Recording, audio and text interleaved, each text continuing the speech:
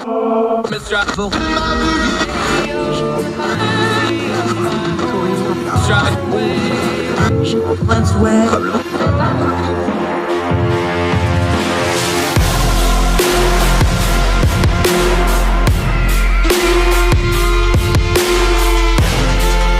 host, Andrew Donaldson.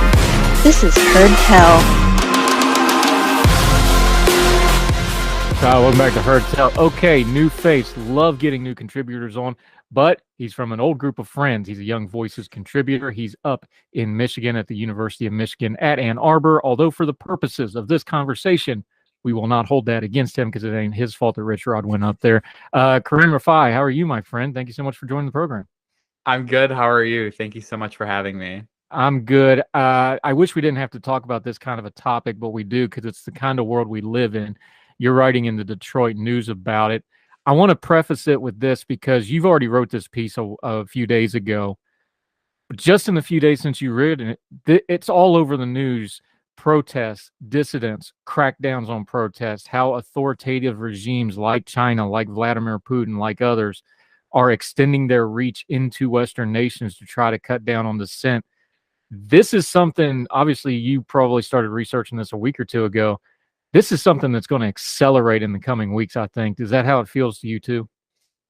For certain, yeah. And like I say in the piece, we're all aware that these regimes crack down on dissent within their own borders. But I really wanted to call attention to kind of this growing phenomenon of what Drew, the guy I interviewed, and I call the export of repression abroad. That's a great term. You should trademark that real quick or maybe get the domain name for it because that's exactly what they're doing. We throw around terms like colonialism and imperialism, but then when you look at China, well, they're being imperialistic about things, but they're being imperialistic about repression and about controlling speech and narratives and things like this. That's part of what you're getting at here in the bigger picture before we get into the specifics of this piece. In the modern world with modern technology, they have to fight with information. They're trying to sequester free speech. That's nothing new in history, but it's very different in the modern age. And they're not just content to do it in their own countries. They're going worldwide with it. Absolutely. What's the first thing you hit on when you went to look at this? I want you to tell us the story because I think things like this, we get a little buzzwordy on them sometimes. Of course, the old thing about, a million people is a statistic, one man's a tragedy. You highlight this guy in England, and he was protesting, and he got snatched up. But it's also indicative of this tactic that's been used. Tell us the story of this guy and why you started out with it to bring attention to this issue. For sure. So his name is Drew Pavlou.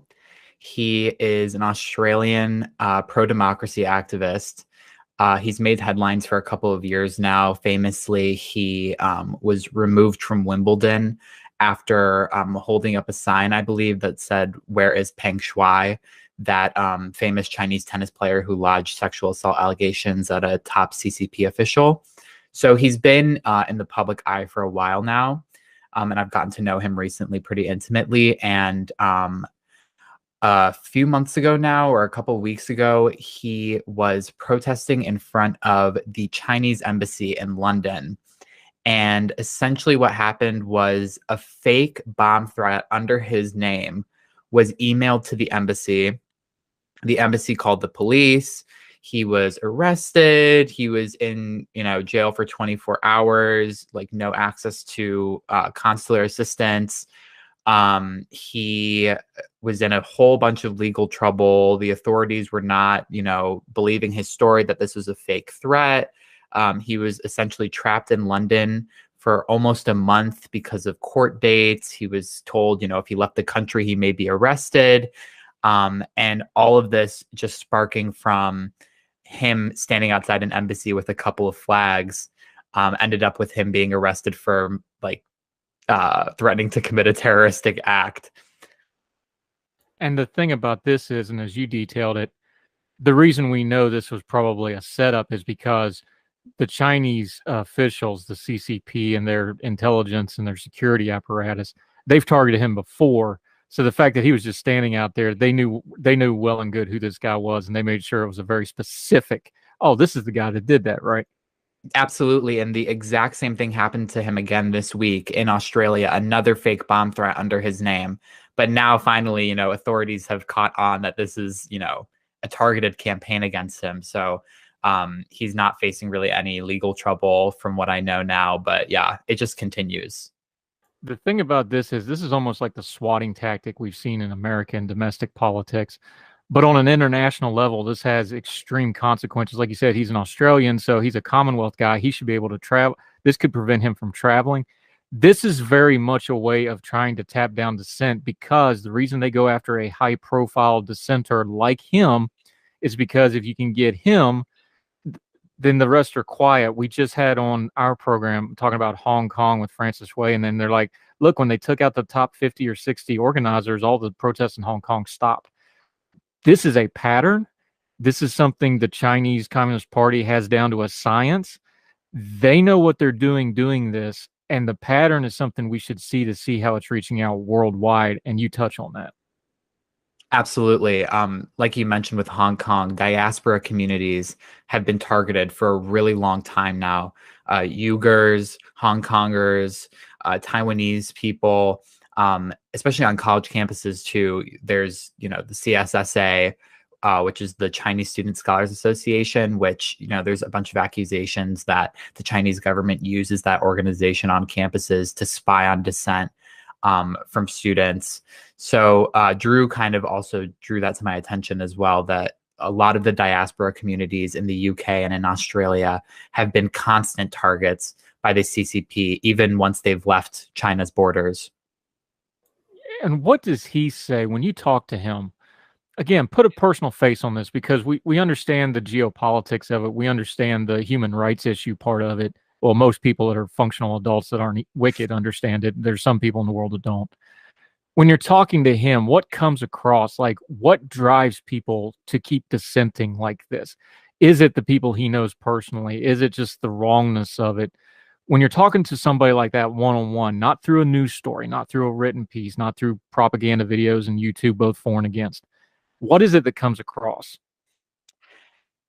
Yeah, like you mentioned, he's made a lot of close connections with people from those diaspora communities. And when you talk to them and you hear their stories, it's impossible not to empathize.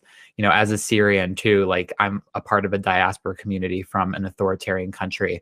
And when I tell my story to people who are not Syrian, I see that kind of empathy in Drew as well, even though he's not Chinese and he's, from Australia, born and raised, from what I know. You can just really tell he has a lot of empathy, and he's heard a lot of personal stories from, Tibetans and Uyghurs, etc. Let me ask you about that, because, Syria and Assad and Russia and ISIS, that was just a brutal mix of basically all the world's worst actors converging, and the Syrian people ended up paying a heavy, heavy price, a massive price in death in wiped out cities. We'll probably never know the actual death toll. When you're talking to somebody who maybe doesn't follow politics, especially world politics, and doesn't even know something like that even exists, how's it hit you? Do you feel do you just not want to talk about it? Do you feel a responsibility as somebody in a diaspora community of, I need to explain to them why this is so important? Talk about that, because I've talked to so many people in these kind of communities. We've had them on the show before, and they all talk about it. It's like, this isn't really what I want, but I feel a burden about this sort of thing. I feel like I'm representative of it. How do you carry that burden, and do you feel it?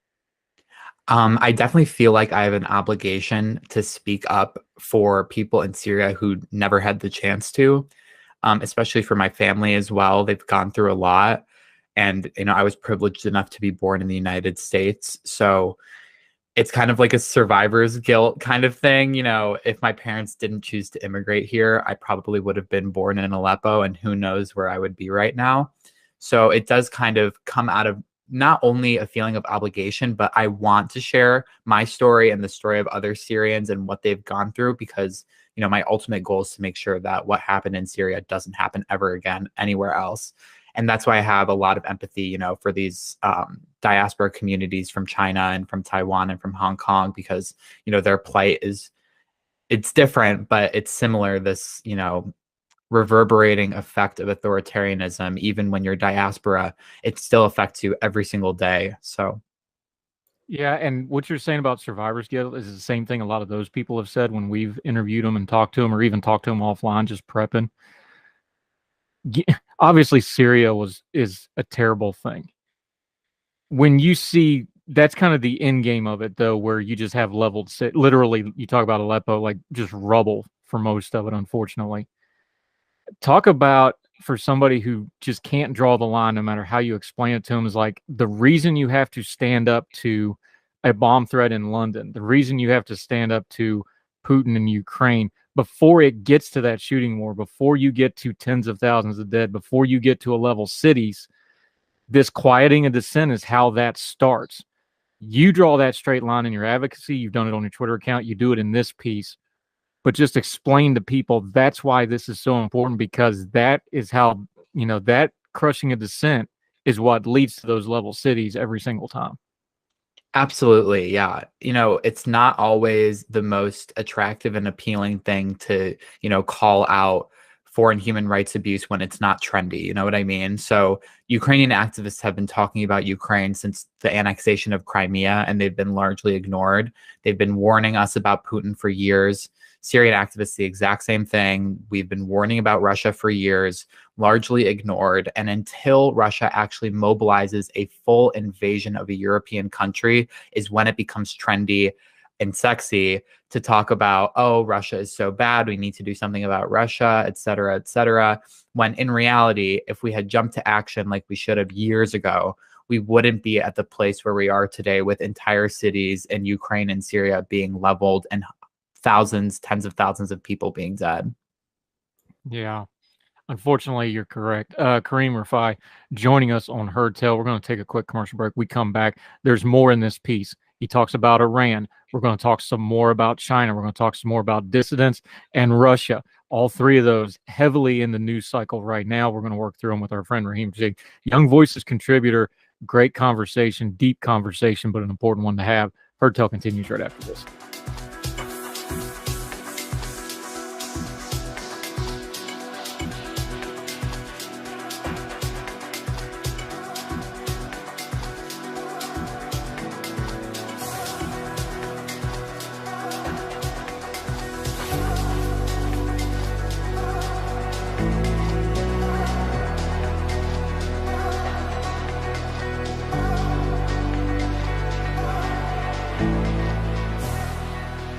Welcome back to Heard Tell, continuing our conversation with Kareem Rafai. He's up in Michigan right now, but he's talking about dissent, talking about authoritarianism, talking about protesting them and the very real cost that protest can have. On that vein, we've got it right in the news right now as we're speaking, really, in Iran.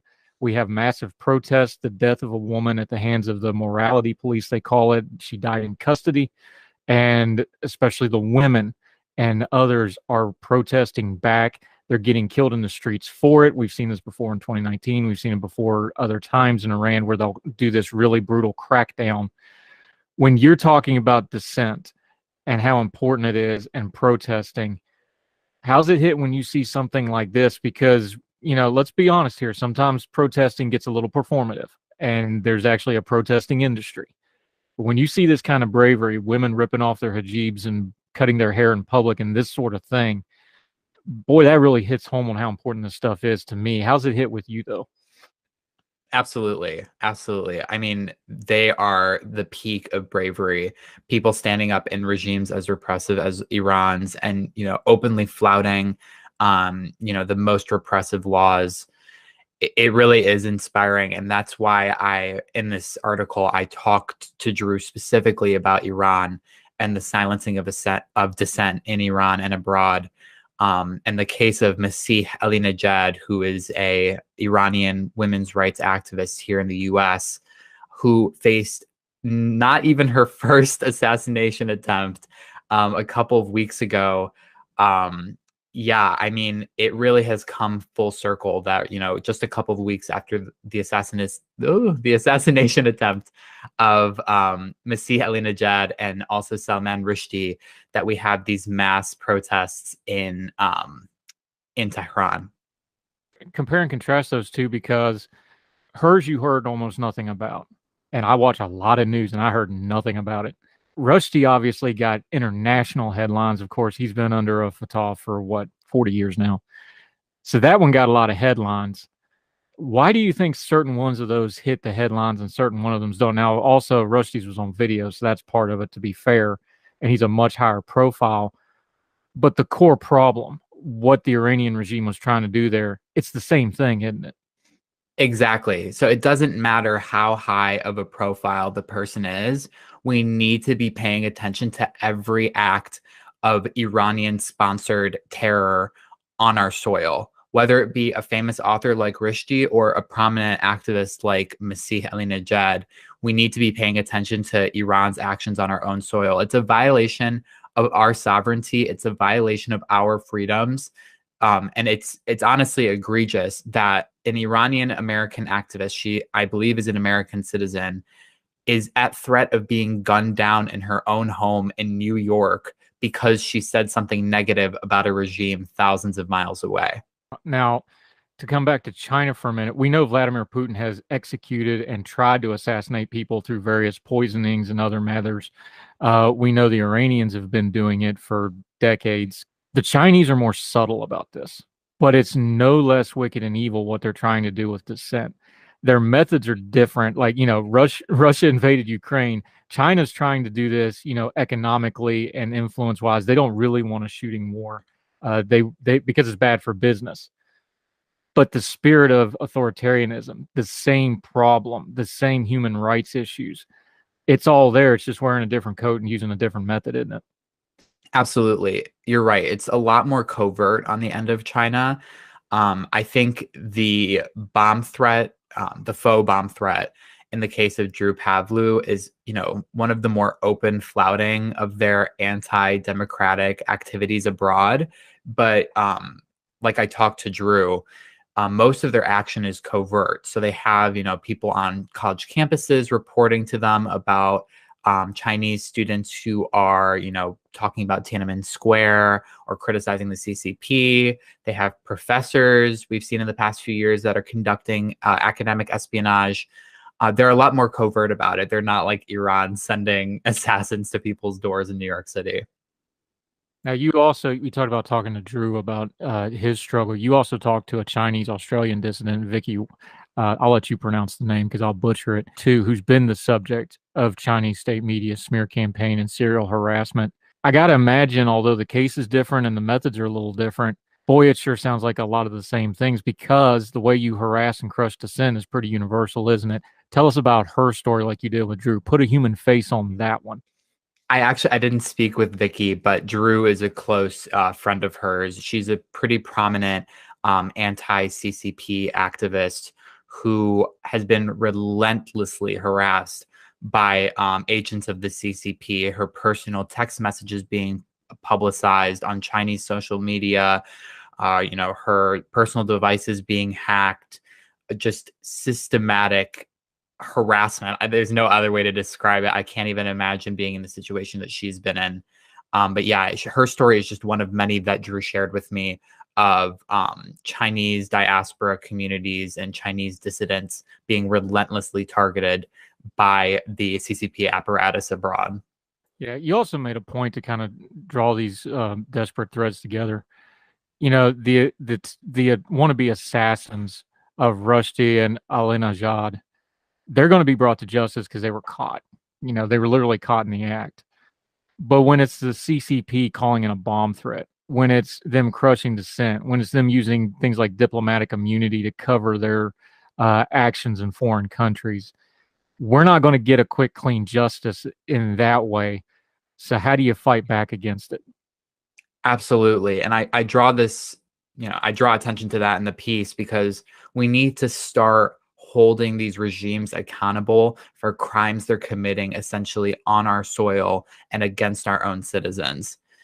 It's not enough to just prosecute their agents. We also need to start holding the governments that are the ones funding and sending these people out to harass American and Western citizens. That needs to be something that we peg to our diplomacy.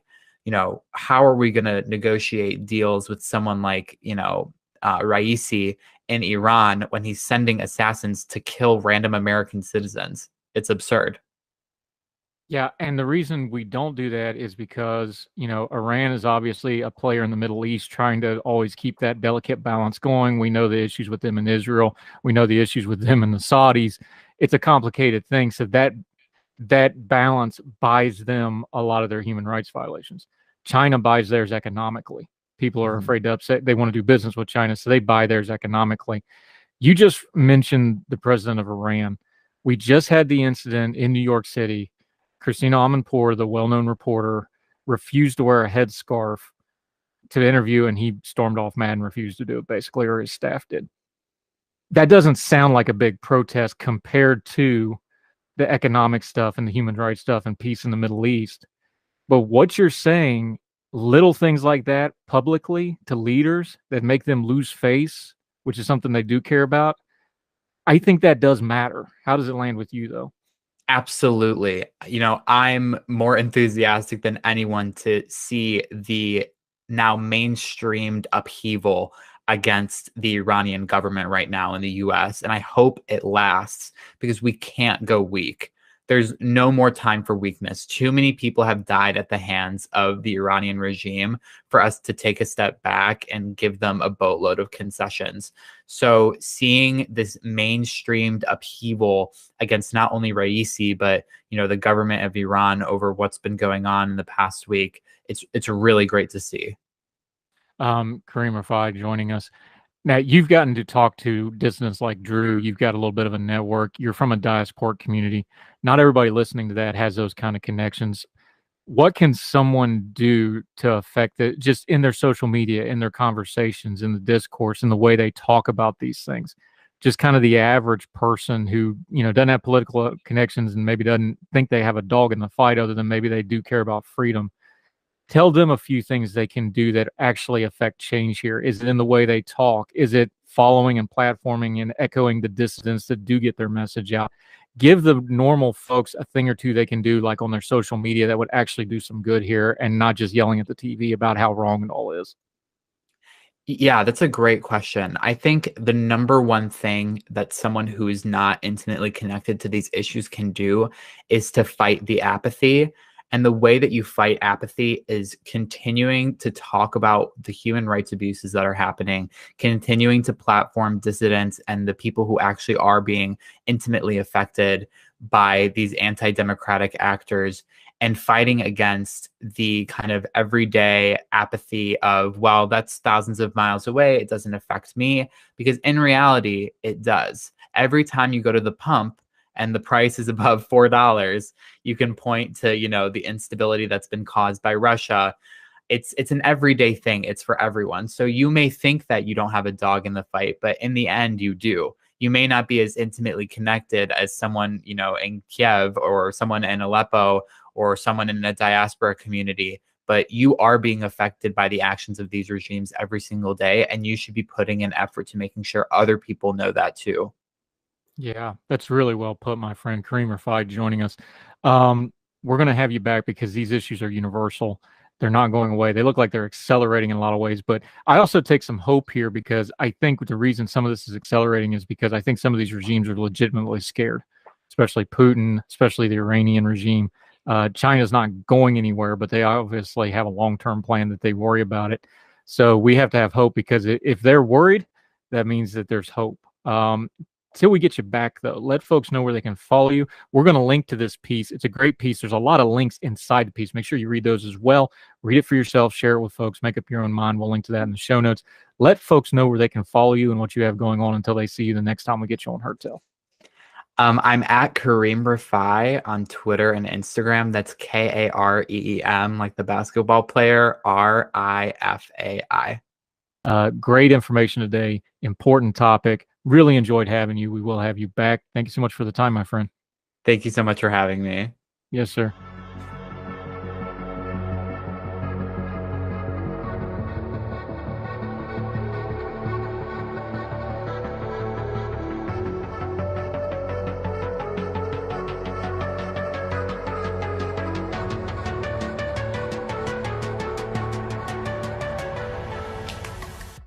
We might have heard tell. Grace is joining us. Francis is joining us. They're both from the Dissident Project. Grace, real quick, we just heard her, more of her story and what's going on in Hong Kong. It's not just Hong Kong. We have multiple people in the Dissident Project from all over different parts of the world. The theme that goes across all of these, whether it's Venezuela, whether it's Hong Kong, whether it's North Korea, authoritative dictatorships who need power and they have to crush dissent and they have to crush other people's freedoms to keep that power. This is universal through human history. It's always going to be this way throughout human history, I think. How do you tell that part of the story that, hey, this isn't just some ideological term we throw around on social media? This is a part of the human experience for as long as we have recorded human history. And it's happening right now to real life people that through technology you can talk to, like Francis. Yeah, absolutely. I think in addition to, the dissidents telling their personal stories, which is an incredibly important part of this, they also talk about the technical details of how these authoritarian governments begin, how they take over, how socialism leads to communism, the economic implications of these systems for the citizens of their home countries. And so it's not just that they're telling their personal stories, but they really are reaching back into history and talking about how these things happen, how people groups become oppressed, how countries fall into authoritarian rule. And Francis, we know the history of how Hong Kong fell under authoritative rule. We know, it was British. Now the Chinese have control of it. What's the future? And I don't want to be bleak about it, but the Communist Chinese Party is very ingrained. They're not going anywhere anytime soon. What's the immediate future of Hong Kong? Are they going to get even more freedoms taken away? What's the status right now today? Because like we mentioned before, the Western media has kind of stopped covering it, unfortunately, since probably the 2019 where we had those visual things. What's been going on since then, and what do you anticipate in the near future? Well, as I said, on a civil activity level, there's none. There's no protest going on in the streets. But then I also want to mention that I think there are still resistance among the people. You can't shut people's mouth like all of a sudden and erase their memories. I think that's something we can hold hope on. And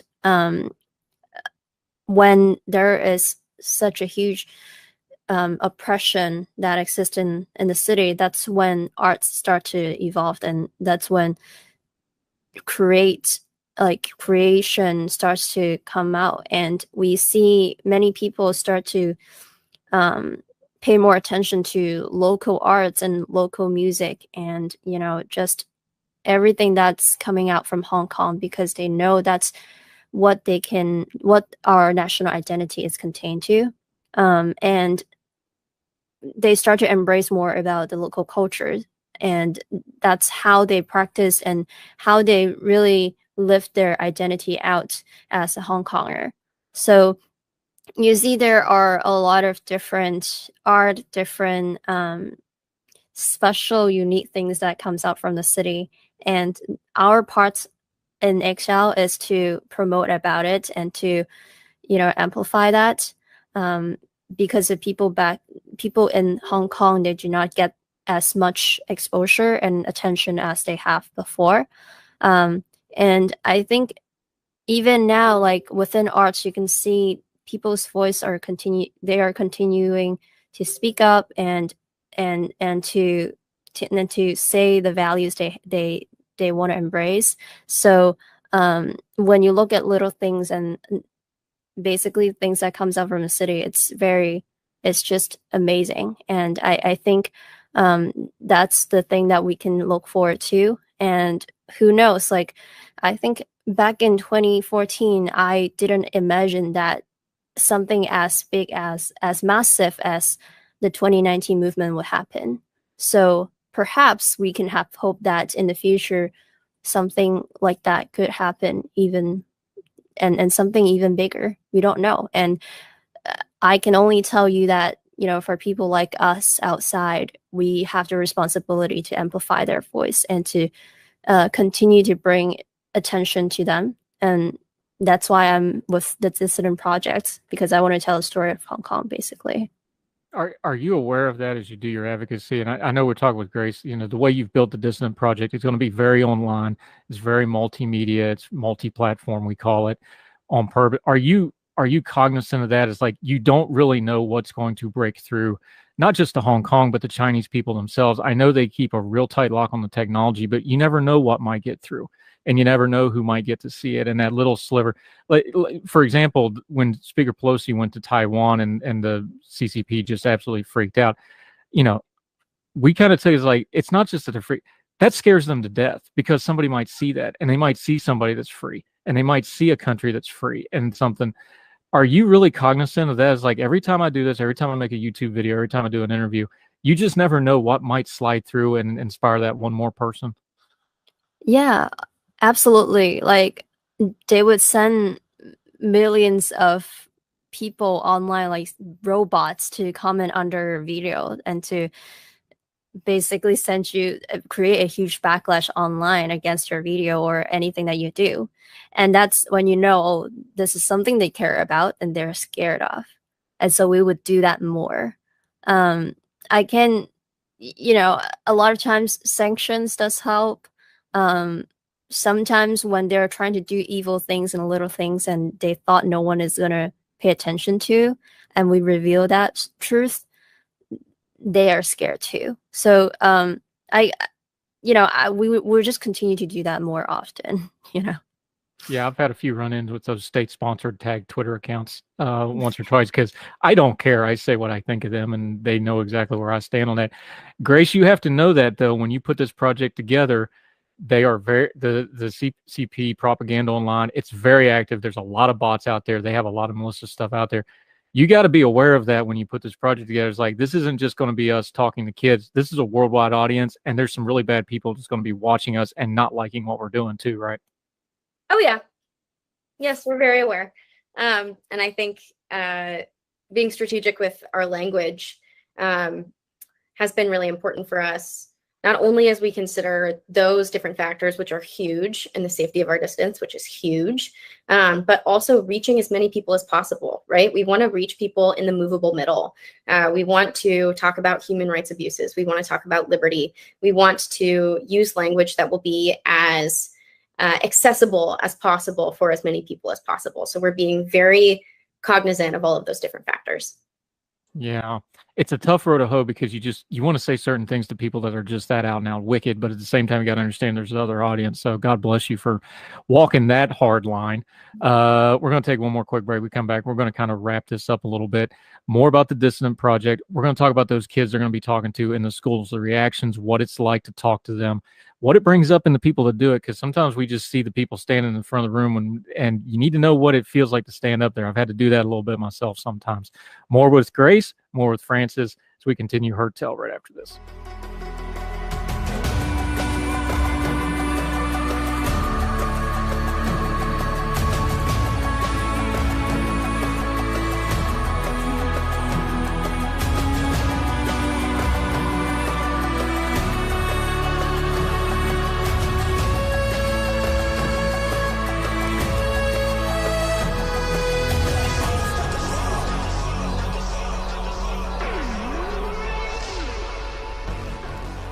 Welcome back to Heard Tell, talking to our good friends Grace and Francis, the Dissident Project. Francis, when you go to something like a school or even like a college or something like this, and you have that room full of people and they're just staring at you, you know you've got a message that matters. You know this is life and death stuff to the people of Hong Kong. What goes through your mind in that minute before you kind of get into your routine and the things you normally say, and you just got all those people staring at you, and do you feel the weight of it? Does it hit you like, oh, what am I doing here? This is not exactly what my life plan was. Well, I would say all the activists or dissidents that come out from our country did not imagine that we were living the life that we're living right now. That's one thing. I have my own dream, and that's not something related to politics, obviously. And I didn't imagine myself would be standing in front of the classroom and talking to a bunch of students about Hong Kong. And but that's what I have to do, right? And so I remind myself what I'm here for, not just for my people. It's not like I am a great leader that it's like living a life against my will. It's really for myself and for people I care. And I have family and friends back home in Hong Kong, and those are the people that keep me fighting till now. So I just remind myself, like, this is what I'm here for, and I'm gonna do great.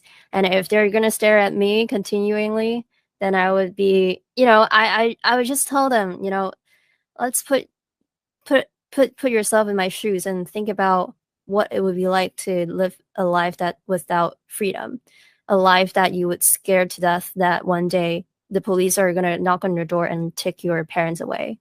That's it, and that's the life that many dissidents are living in, and people living under communist rule are facing. So once you tell that kind of scenario and that kind of story, you're going to capture their attention. Yeah. I hate to correct guess. I rarely do it, but you're wrong, by the way. You are a great leader. Just so you know, and somebody tells you publicly. Great.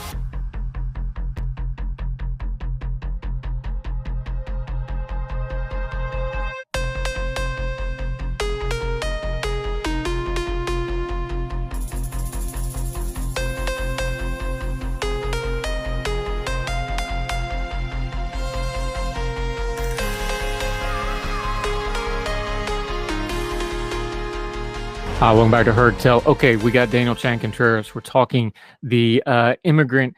I don't even know what we need an overarching term for this, because we have the Martha Vineyard part, we got the bus part, we got the Vice President House part, we got the New York part, the DC part. Isn't that part of the problem, though, is because this thing unthreads so many different ways, and the stunts become the thing, and then that's all anybody ever talks about. And now they're, here in another day or two, everybody will forget about it and move on. Like you said, though, this is a constant problem. Yeah, it is. According to Border Patrol, 50,499 encounters were from Venezuelans in fiscal year 21, 155,553 this fiscal year, which hasn't ended. And we already have approximately 300,000 Venezuelans who have requested temporary protected status. It is an ongoing problem, and it's an ongoing problem that has been caused by the Venezuelan the political situation back home, back in Venezuela. And this is something, by the way, which I think, Andrew, is really important to point out here. And one of the things that really concerns me is the way Republicans have been framing the issue of Venezuelans. Because, of course, since these stunts are made to highlight the problem of the border, which is a disaster, and of course to highlight hypocrisy of Democrat majors and all that, which I understand, it's a political ploy that's fair in many points. The problem here is that Republicans are now confounding the Venezuelan issue with illegal immigrants, right? After years of they saying, oh, the Venezuelan situation is so bad, communism is so bad, socialism is so bad, this is what socialism causes to a country, it destroys the country, and the Venezuelan people are now suffering from it. And that was all good or great, and actually was true and empathetic. And they say the same thing about Cubans. Cubans are not refugees, are not illegal immigrants or refugees because they're escaping a communist dictatorship. Oh, but the Venezuelans who are also being ruled by a similar dictatorship, they are illegal immigrants just because, of course, the ploy requires them to be illegal immigrants, right? So that's what actually concerns me quite a lot, that the Republican Party, who has been quite consistent on the way that characterized the Venezuelan crisis, now in these moments, because, of course, the political necessities dictate in that way, they changed a little bit the tune. It's like, oh, Venezuelans are no longer, like kind of victims of communism. They're more another illegal immigrants are coming to the country. That's something that I consider it's worrisome as a Venezuelan and as a conservative as well. Here's the thing. Let's be adults here. When whoever planned this and I know DeSantis and Governor Abbott and Governor DeSantis, they're getting the flack because these are their programs. They didn't handpick these folks. Somebody in their chain of command and their staffs did this. Somebody purposefully said, let's get the Venezuelans for this. They did that purposefully. They didn't get, folks from any other country. They didn't use Mexicans. They didn't use any other group. I know it's speculation. I don't think that's accidental. It can't be accidental of all the folks down there. they know the asylum process is more legally fraught. They know it's more complicated. They know that the situation of these folks is a little different. Why did they pick the Venezuelan folks for this, do you think? Because it's happened more than once now, so it's not accidental. Yeah, it's happening a while. I mean, actually, the majority of people being bussed around, it's not like only Martha's Vineyard or the vice president's home. It's like majority of them are Venezuelans. I wouldn't know, as you said, it's speculative. I don't know the inner and outs and like the process it works, but my working theory is basically most Venezuelans who cross the border immediately ask for asylum. I mean, they cross the border and immediately ask for asylum because that's the way that migratory flow is working, right? So when you ask for asylum, of course, you have to report to government, basically, right? You have to report to border agents, you have to report to immigration officers in some ways. That makes the Venezuelan pool of migrants or refugees easier to detect, basically, than those from other countries that don't try to claim asylum and try to actually go into the country without being caught by immigration officers. That's what I think, first one. And the second one, of course, as you said, the situation is quite fraught. Venezuelans, we are very new at this, trying to get this, of crossing the border. This is not a history of Venezuelan crossing the U.S. border. So, of course, people who come here can be easily dissuaded to try to go and pick a bus. Maybe it works for them, actually. Maybe they want to go to New York, whatever. The situation is fraught. A lot of them probably don't know a lot of English. And, it's a bit easier to get them to agree. Probably a lot of them do agree and just want to go further north. And like they say, okay, I'll pick the free ride. So I think it's a combination of both factors. One, that the Venezuelan pool is easier to detect. That's my working theory. I don't know if it's true. I don't know if it's not true. It's just completely speculative. And the second one is, of course, the situation is a little bit more fraud. A lot of Venezuelans, it's the first time they're doing come to the United States. They don't have a lot of people who are trying to. It's just not a history, right, of Venezuelans trying to cross into the United States through the Rio Grande. So it's easier for them to believe anything, really, what they think.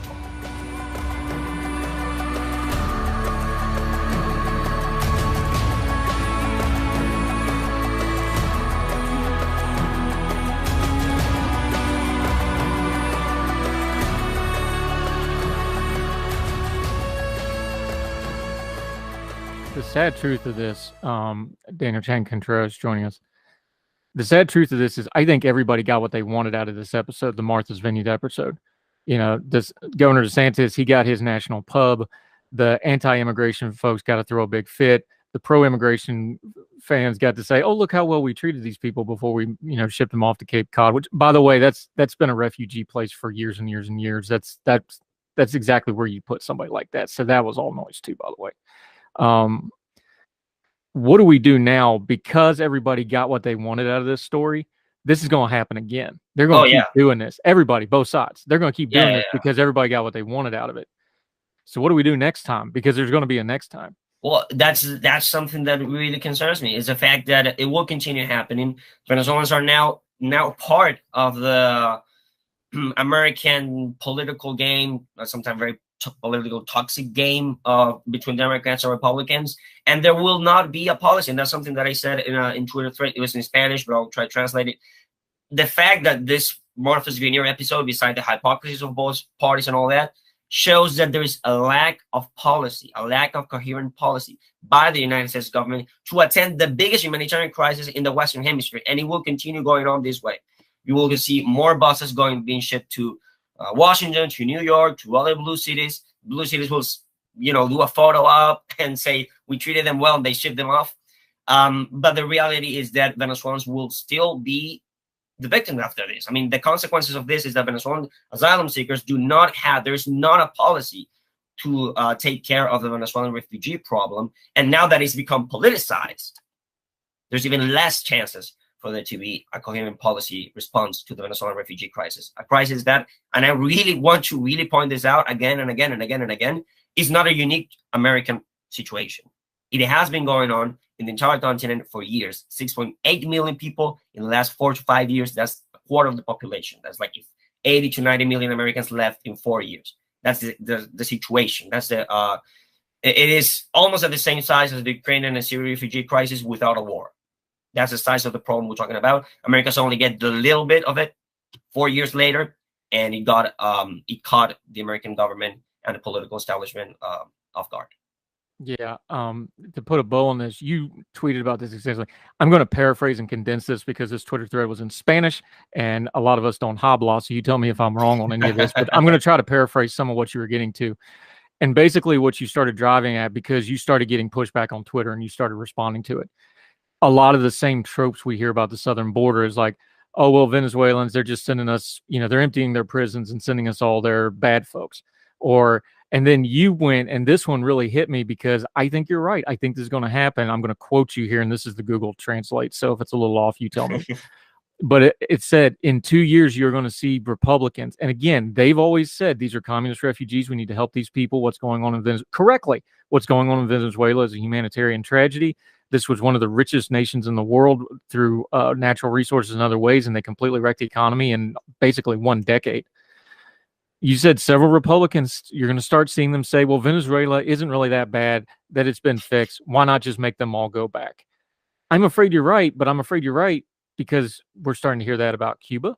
We've started to hear that about other places that legal immigrants even come to. There's this real hardcore wing, and it's always been there. You can go back to the 1880s and see the exact same propaganda of, well, you're native born or you need to go back. That kind of garbage. I think you're right because we've seen this over and over again all throughout American history where you have this and again, I'm not talking about illegal immigration, which is a problem that needs to be dealt with. Legal immigration, asylum seekers, refugees that we probably should be doing some kind of accommodation for. I think you're right to say that.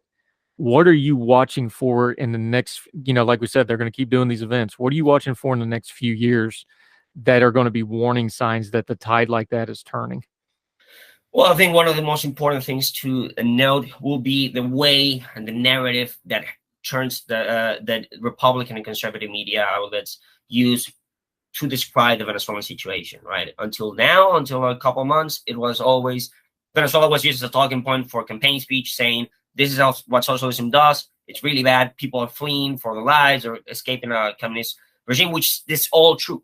But if that tone, when they talk about Venezuela, changes from this is an example of what socialism can do to, oh, look, this is another example of what Biden failed immigration policy has done. And they're bringing criminals and all that. There's this Breitbart report that came out talking about that, which I think is really inconsistent and flimsy. If this is the new talking point when they talk about Venezuela, just the migratory issue, and completely forget the root cause of the problem, which is communism, socialism. If that's going on, then I'm afraid the Republican talking points and the Republican rhetoric on Venezuela will change drastically, and will go on, and they will just simply lump it in as if it was another immigration problem of, like, I don't know, Mexico and El Salvador or Guatemala or whatever. Yeah, and this is a problem whether it's immigration, education, spending, whatever. When you start lumping things into buzzwords, you don't get any kind of good policy out of that because these things are complicated and you got to turn the noise down. That's why I have people like you on, my friend Daniel Chan Contreras, joining us. Till we get you back, I'm going to have you back because we're going to keep talking about this. This is going to continue to be an issue, unfortunately, for the Venezuelan people. Let folks know where they can follow you, what you got going on. We got your social media up on the screen. Let folks know what you got going on until they see you on Heard Tell again, my friend. Yeah, you guys can follow me on Twitter. I usually post my thoughts over there, both in Spanish and English, and also write for El American, which is a conservative media outlet aimed at Hispanics. I occasionally write there, so anything that I post, I'll post it over there. Great job, buddy. Good information. Love talking. Good time. We'll do it again real soon, sir. Thank you so much for the time. Thank you, Andrew. Thank you very much. Yes, sir. All the music on Heard Tell is provided under a Creative Content license from monstercat.com.